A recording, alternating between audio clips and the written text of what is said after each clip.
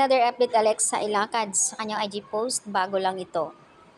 There she glows again.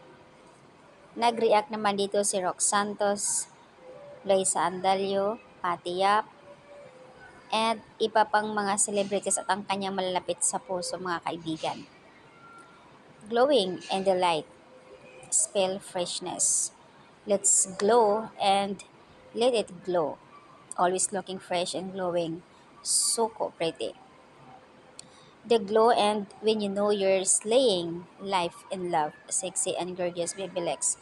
Congratulations doon po sa event na pinuntahan nila, 25th anniversary Francis Leveran. Ang ganda ng outfit ni Alexa, kaya naman sila po yung nagwagi, couples of the night, sterling style icon. We saw you and Locavor Pasig, gusto magpa-pic ni ma'am ko kasi mapapanood ko siya sa PPP. Nahiya kami mag-approach, super ang ganda mo Lex. Ang payat pala sa personal.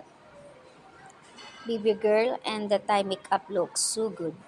Ang dami lang talaga nagwabash kay Alexa sa mga hindi pa nakakita sa kanyang personal. Hindi kasi nila alam at hindi nakikita kaya ganun sila makajudge guys.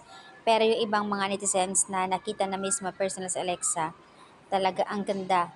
Super sexy, ang ganda ng curve ng katawan. In fairness naman na, ang ganda naman talaga sa totoong buhay sa Alexa, nakita ko na yan.